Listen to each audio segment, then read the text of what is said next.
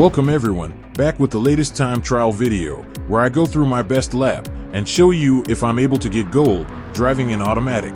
And hopefully show other drivers who attempt this in automatic that if I was able to be fast enough, then it can be done. Sometimes, I'm not fast enough, or the elite drivers make the gold target out of reach, and I'll have to switch to manual. I'll showcase those laps in these videos as well.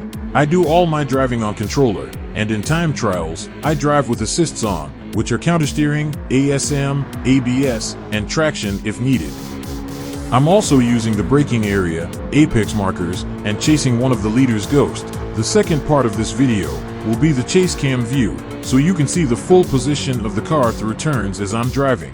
With all that being said, let's jump right into the lap and show you how I did. This time trial is at Deep Forest Raceway in the 2016 Toyota 86 Grmn. For this time trial, no assists were needed for the Toyota, and my ABS is set to weak.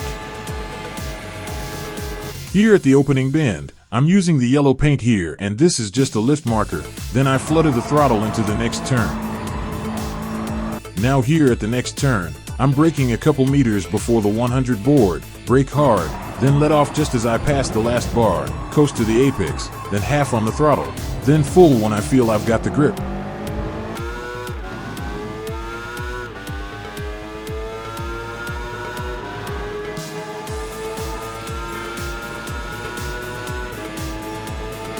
For this right, I use these yellow barriers and brake just as I pass the first one, brake hard and let off at the start of the second last bar, coast to the apex, and again halfway on the throttle until I can go full out.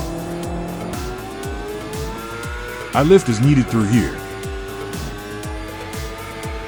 Here I use the end of the green paint. It's just an easier visual marker for me. Brake hard, and let off as I approach the last bar, then back on the throttle early, fluttering a bit until I can go full.